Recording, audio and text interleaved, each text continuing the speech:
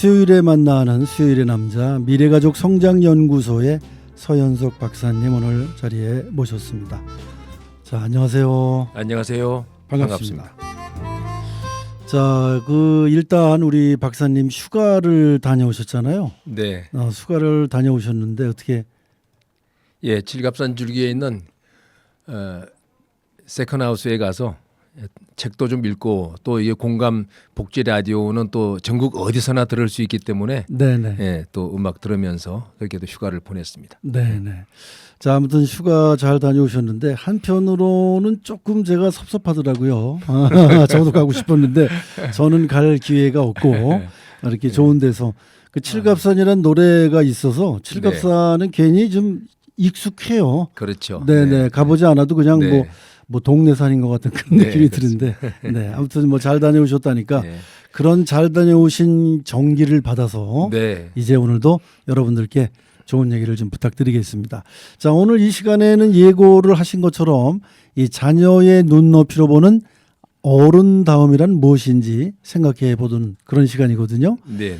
사실 그 살아가면서 어른다움이라는 것이 어떤 모습인지 생각조차 사실 안 해봤거든요. 또 부모의 입장에서 이 어른다움, 어른이 된다는 게 쉽지 않은데 오늘 기대가 됩니다. 우선 물꼬를 터주시죠. 어떻게 네. 어른이 어른다워야 하는지. 그렇죠. 뭐 살아가면서 내가 어른다운가? 어른이 무엇인가라고 생각해 보는 분들이 많지 않을 텐데 오늘 제가 말씀드리는 어른다우면 이렇게 국어 사전에 보면은 어른이라고 하는 것은 다 자란 사람 이렇게 나와 있습니다. 네. 교과서적이고 또 사전적인 그런 의미의 어른다움이 아니라 교육 현장에서 많은 이제 우리 청소년들을 만나면서 그 아이들이 부모와 또 학교에 있는 교사와 이렇게 갈등을 통해서 힘들어하는 아이들 이런 아이들이 요구하는 이런 아이들의 눈높이로 바라보는 어른다움이 어떤 것일까? 꽤 오랜 기간 동안 이게 제가 한번 생각해서 정리를 네. 한 것을 오늘 좀 말씀드리고자 합니다. 네. 네.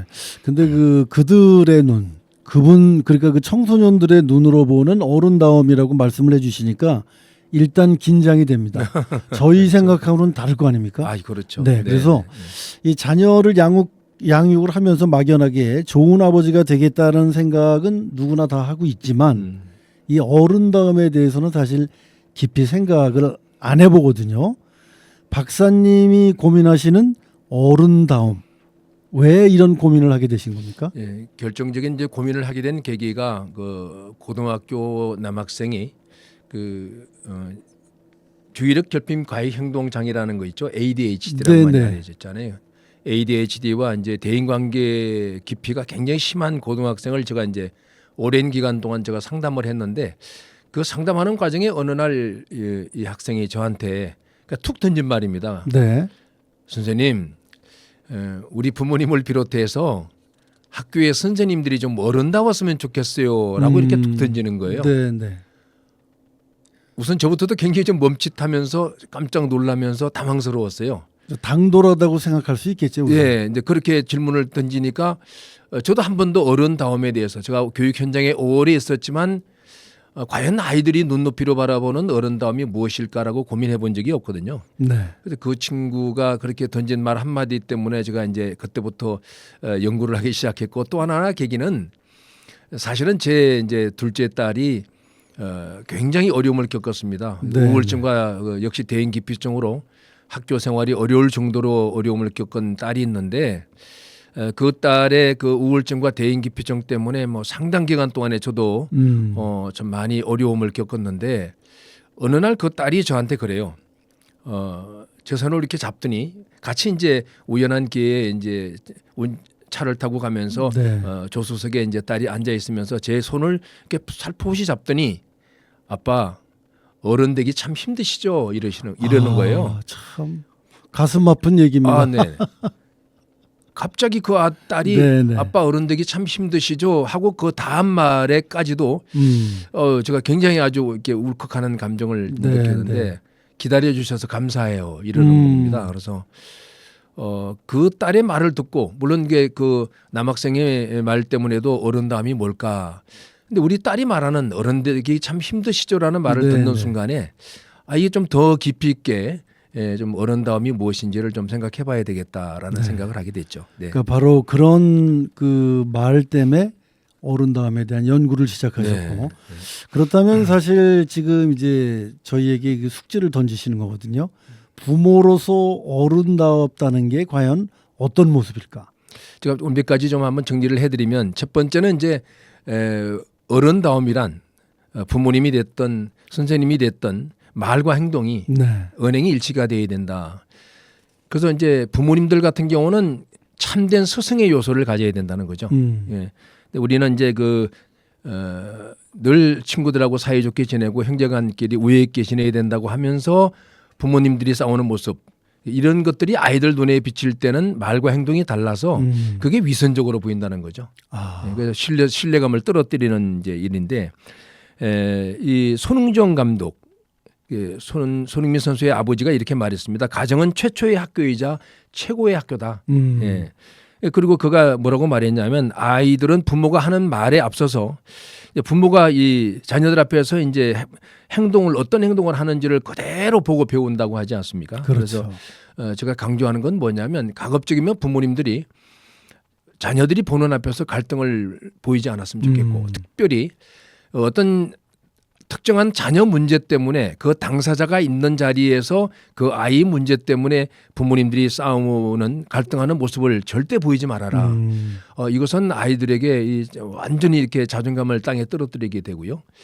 부모님들이 자신을 믿지 않는다. 그리고 또 끝까지 이렇게 지켜주지 못한다는 그런 생각을 갖기 때문에 아이들이 보는 앞에서 부모님들이 가급적이면 부부 싸움을 좀 이렇게 피해 주셨으면 좋겠다는 생각을 듭니다. 가장 쉽게 지킬 것 같지만 가장 쉽게 안 지켜지는 게 방금 말씀하신 맞습니다. 그 내용입니다. 네. 이 부모님들이 부모님들도 그 성격이 좀 뭐 불 같으시고 그런 분들이 계시면 그런 그 상황들을 고려하지 않은 채 자녀 앞에서도 하고 싶은 말 할 말 가리지 않고 막 하는 경우가 있거든요. 네. 그럴 때 아이들의 상처가 배가 된다는 그런 얘기시네요. 그렇죠. 네. 근데 부모의 역할이 결국은 뭐 어렵다는 그런 얘기를 해주신 건데 이 최근 TV에서 보면 이 상담 프로그램들이 굉장히 많거든요. 네, 맞습니다. 그래서 이제 그 원인들이 주로 아이들이 부모 갈등이나 이혼을 경험하면서 자신 때문에 그런 일들이 일어나는 것이다라는 인식하게 되는 그래서 아이들이 더 정서적으로 힘들어지는 그런 경우가 많이 있거든요. 네. 자, 그렇다면 이 부모 언행일치가 자녀 교육에 미치는 영향이 크다는 것을 느끼게 되는데 어른다움 요소에 또 다른 어떤 것들이 있게 됩니까? 그럼? 네, 뭐 무엇보다도 이제 모든 가정의 문제, 또 사회의 문제, 또 우리가 대인관계 하는 데 있어서 어떤 갈등이 생겼을 때에 대화를 통해서 다 해결할 수 있는 문제고 또 대화가 잘만 되면 해결되지 않는 것이 없는데 근데 그러기 위해서는 멈춰야 되지 않습니까? 네. 그래서 저는 두 번째 어른다움의 요소는 그럼에도 불구하고 멈추는 거. 네.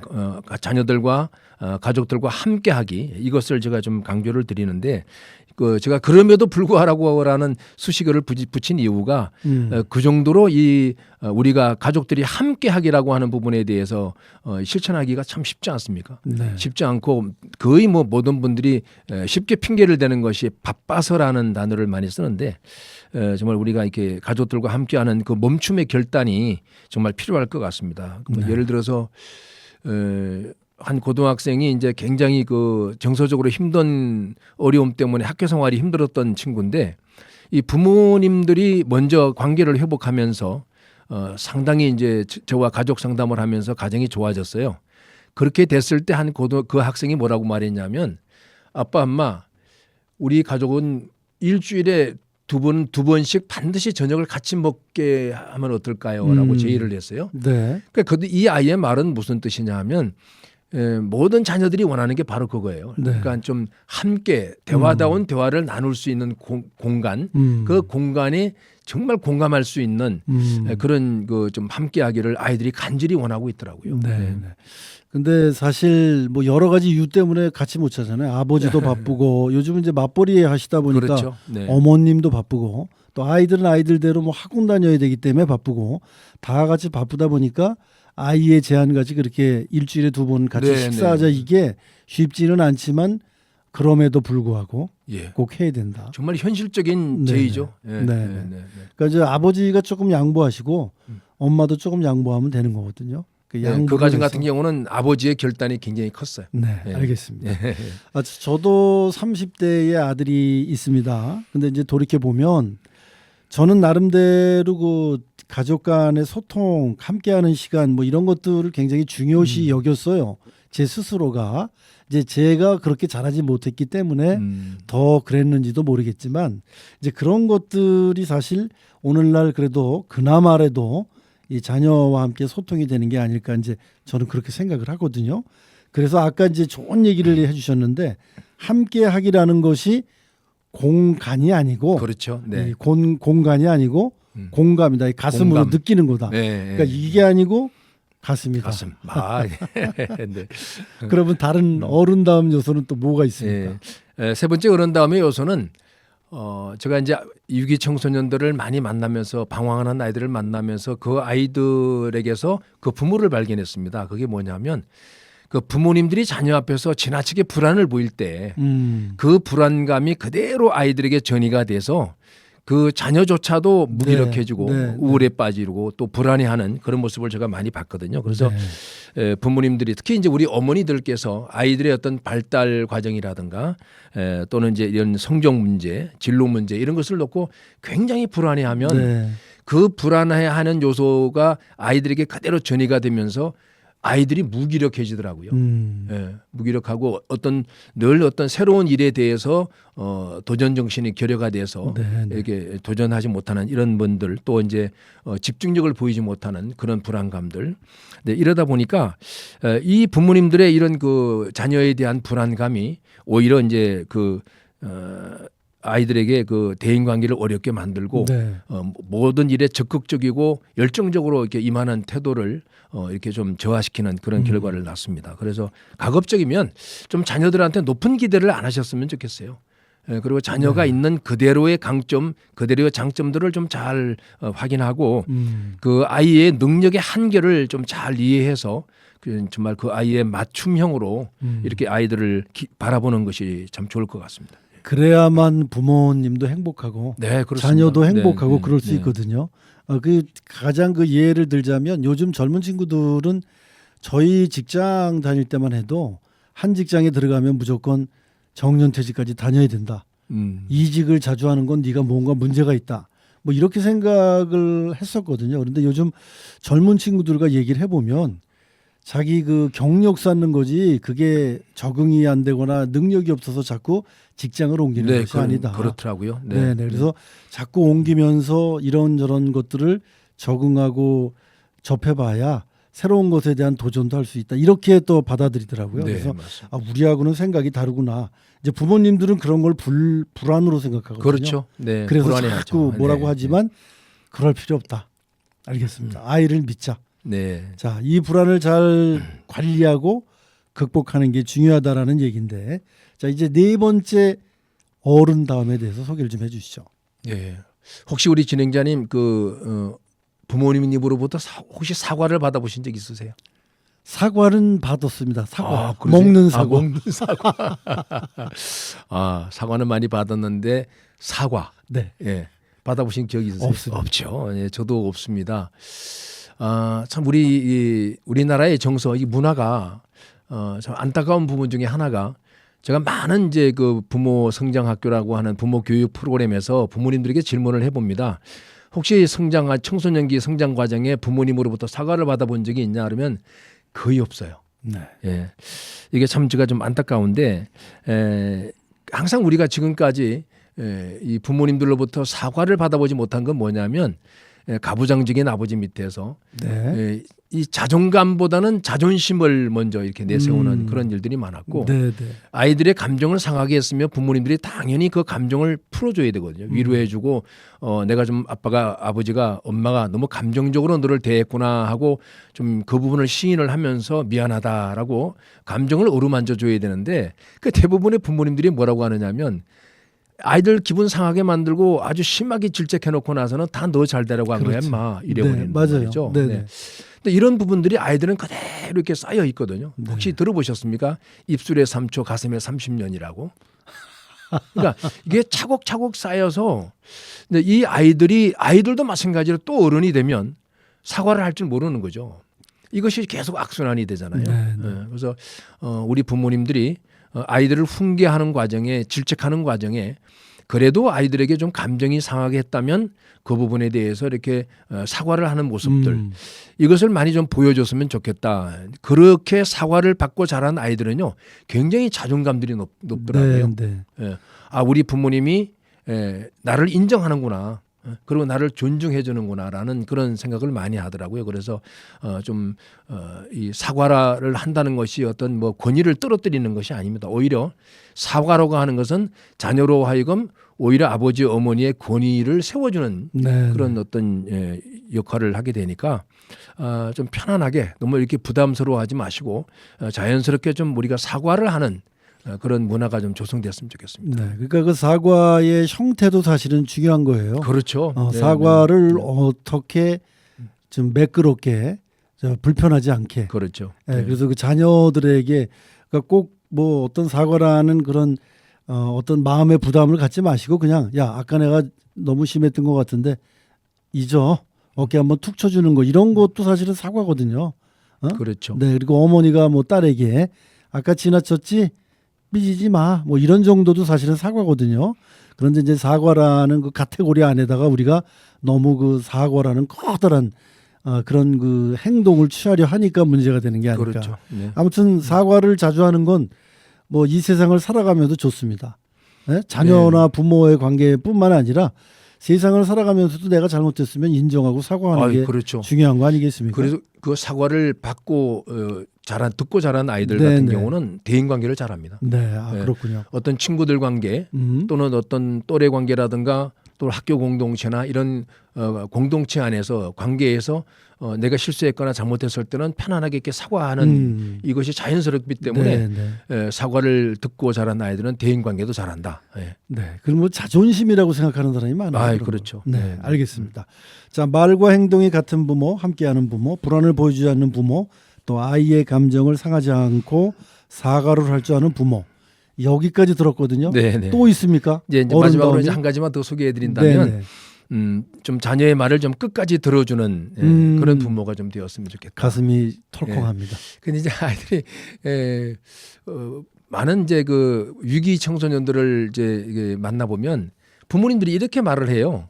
아, 말을 해야 알죠, 말을. 이렇게 말씀하시는 부모들이 많아요. 네, 네, 네. 근데 저는 거꾸로 이제 그분들에게 여쭤보고 싶어요. 말을 해야 알지라고 하는 그 부모들에게 그럼 말을 들어준 적이 있습니까? 라고 물어보고 싶어요. 맞아요. 거의 네. 아이들의 말을 그냥 이렇게 잘라버리고 네가 뭘 알아 시키면 시키는 대로 하지. 그렇죠. 대부분 그렇게 아이들에게 그 아이들의 그 가슴에 들어있는 언어를 억눌러 버리는 일들이 많거든요. 그러네요. 예, 근데 사실은 이제 먼저 좀 부모님들이 들어줘야 아이들도 편안하게 부모님에게 자기의 고민과 자기의 아픔이나 또 어떤 그런 부분을 얘기할 텐데 네, 네. 한 번도 이거를 다소곳하게 이렇게 좀 들어준 적이 없으니까 네, 네. 아이들이 너무 힘들어하더라고요. 네. 제일 중요한 것 같습니다. 네. 들어주는 거 끝까지. 그래서 이제 저도 이제 굉장히 좀 저 성격이 좀 다혈질이거든요. 네. 저도 좀 그랬던 편인데 그 성경에 이런 구절이 있습니다. 야고보서라는 성경에 사람마다 듣기를 속히하고 말하기를 더디하고 성내기를 더디하라는 그런 게 있어요. 그래서 네. 제가 이 성경 구절을 보면서 참 저도 많이 깨달았는데 말을 많이 하는 것보다 정말 이렇게 들어주는 경청해 주는 자세 네. 이게 정말 너무 중요하다는 그런 생각을 했고요. 그래서 이제 요 부분에 우리가 부모님들이 생각하실 거예요. 아, 맞아. 내가 잔소리가 너무 많아. 부모님들이 자녀 교육에 있어서 제일 하지 말아야 될 부분이 바로 잔소리입니다. 잔소리. 이건 정말 백해무익한 거고요. 이 잔소리 때문에 이제 부모와 자녀 사이에 가족 갈등이 일어나기 때문에 가급적이면 좀 이렇게 대화를 끝까지 아이들의 말을 들어주는 지난번 한번 제가 보여드렸잖아요. 눈을 네. 바라보고 예. 토달지 말고 네. 자르지 말고 네. 끝까지 들어주고 아이들 말에 끄덕끄덕해주기. 오늘 한번 이 방송 들으시면서 한번 복습을 좀 하셨으면 좋겠고 네. 다시 한 번만 한번 해주시죠. 해드릴까요? 네. 아이들의 눈을 바라보고 눈을 바라보고 아이 말 토달지 말고 아이 말 토달지 말고 아이 말 자르지 말고 아이 말 자르지 말고 아이 말 끝까지 들어주고 아이 말 끝까지 들어주고 아이 말에 끄덕끄덕 공감해주기. 예. 아이 말에 끄덕끄덕 네. 공감해주기. 그 쉬운 건데 네. 그걸 못하네요. 끄덕끄덕. 예, 그렇죠. 그래, 네 말 다 맞아. 그렇게 하면서 이제 소통이 되는 거겠죠. 자, 지금까지 이제 주신 말씀을 다 이제 들어보면 다 옳은 말이시죠. 이제 막상 실천하려 할 때 이게 문제가 생기는 거거든요. 이 실천에 굉장히 문제가 있는데 어떻게 하면 자연스럽게 실천을 할 수 있을까? 예, 그렇습니다. 우리 한국 가족 정서상으로 보면 참 제가 이렇게 말씀드린 이것들을 실천하기가 참 여지간하게 어려운 것이 아닙니다. 자녀들에게 사랑한다고 말도 해주고 또 따뜻하게 포옹해주고 또 나는 절대로 너를 포기하지 않는다는 그런 말을 해주는 것이 정말 가족을 살리는 일인데 이것을 이제 우리가 정말 해야 될 일인데도 하지 못하는 그것을 실천하지 못하기 때문에 우리는 계속 시행착오를 대를 이어서 하고 있는 것 같습니다. 그래서 네. 어른다움을 실천하는 방법을 이제 이 사례로 이제 마무리하면서 지금 이제 우리 진행자께서 말씀하신 부분에 답이 될 것 같은데 네네. 15차례의 그 시험관 아기를 통해서 딸을 낳았어요. 네. 예. 근데 그렇게 귀하게 태어난 딸을 이제 두고 계속해서 이 가정의 부부가 소통이 안 되기 때문에 네. 이 소통이 부재 때문에 말을 안 하는 게 아니라 대화의 방법을 몰라서 계속 갈등을 하는 모습을 보고 이 딸이 저하고 상담을 하면서 저한테 그랬어요. 집에 들어가는 것이 지옥 같다고. 네. 근데 결국은 그 딸이 마약에 빠져서요. 굉장히 아주 힘든 그런 이제 과정을 거치고 있는데 그 아버지께서 저의 강의를 들으셨어요. 네. 제가 그 강의에서 뭐라고 말했냐면 세상에 문제는 없습니다. 문제 어른과 문제 부모와 문제 교사가 있을 뿐입니다. 이제 그러면서 그 부분에도 이분이 충격을 받았지만 네. 또 하나는 뭐냐 하면 여러분 자녀를 살리는데 가족을 살리는데 그 가족을 한번 안아주는 게 뭐가 그렇게 힘드냐. 자녀를 살리는 일인데. 그렇죠. 근데 이 말을 듣고 나서 그 다음날 이분이 전화가 왔어요. 교수님. 우리 딸이 지금 이 지경에 빠져 있는데 아니, 교수님 말씀처럼 우리 딸을 살리는데 내가 내 아내를 한번 안아주면 우리 딸이 산다는데 그럼요. 내가 이거를 왜 못하겠습니까? 그럼요. 예. 아, 근데 그 말을 딱 듣고 나서부터 이분이 매일 하루에 3번씩 네네. 아내를 안아주고 있다는 거죠. 근데 그 딸의 이제 그 마약 치료를 하고 있는 병원에 면회를 갔을 때 네. 그 아버지께서 의도적으로 그 딸이 보는 앞에서 엄마를 안아줬대요. 예. 근데 그 모습을 보는 딸이 정말 펑펑 울면서 그 모습이 너무 보고 싶었다고. 예. 예, 이것처럼 이 정말 우리가 대단한 용기를 내야 될 것 같은 이런 일들. 그 한 번에 그런 우리 제가 흔히 드리는 말씀이 맛을 봐야 된다. 네네. 한번 딱 하고 나면 이것이 정말 큰 감동으로 이제 자기도 느낄 때에 이게 네. 다음의 행동으로 이어지기 때문에 네네. 대단한 용기들 내지 말고 좀 이렇게 사랑한다 그리고 포옹하고 나는 끝까지 너를 지킬 거야. 넌 포기하지 않겠어라는 네네. 이런 말들이 억울한 뭐 흔히 말하는 오글거린다 그러죠. 네네. 네, 그렇더라도 좀 따뜻한 용기를 내셔서 한마디 건네주시고 네네. 한번 안아주셨으면 좋겠습니다. 네, 예. 감사합니다. 저 이런 얘기 있잖아요. 왜 그 억지로 웃다 보면 엔돌핀이 억지로 웃어도 나온다고요. 그렇죠. 네. 지금 이거 처음에 할 때는 좀 오글거리고 마음에 안 맞지만 자꾸 이렇게 서로 허구하고 쓰다듬다 보면 나중엔 진실이 통해서 진실로 돼버리는 거거든요. 그렇죠. 네, 그래서 네, 네. 지금은 좀 쑥스럽고 힘들더라도 자꾸 하다 보면 나아질 것이다. 이런 생각도 네. 들고요. 너무 그 무거운 얘기만 해주셔서 제가 농담으로 마무리하겠습니다. 네. 자식을 잘 키우는 게요. 누가 그러시는데 이 노후 대책이랍니다. 맞습니다. 아이 그럼요. 네. 자, 말씀을 듣고 보니 실천하는 게 답인 것 같습니다. 어른다운 어른, 좋은 부모가 되기 이전까지 먼저 좋은 부부로 사는 것이다라는 말씀 우리 모두 마음속에 담았으면 좋겠고요. 자, 오늘 미래가족 성장연구소 서현석 박사님 함께 해주셨는데 다음 주에도 또 기대가 됩니다. 이렇게 한번 나오실 때마다 항상 좋은 얘기를 많이 해주시니까 정말 그 하나씩 배워가는 그 느낌이 너무 좋고요. 저희 그 공감복지 인천 듣고 계신 분들도 점점 박사님 매력에 푹 빠져가고 있습니다. 조금 무거운 주제를 네, 많이 네, 다루니까 좋은 음악으로 좀 이렇게 좀 풀어주시면 좀 네, 좋겠습니다. 고맙습니다. 오늘 자리 함께 해주셔서 대단히 고맙습니다. 네, 고맙습니다. 네, 감사합니다. 네.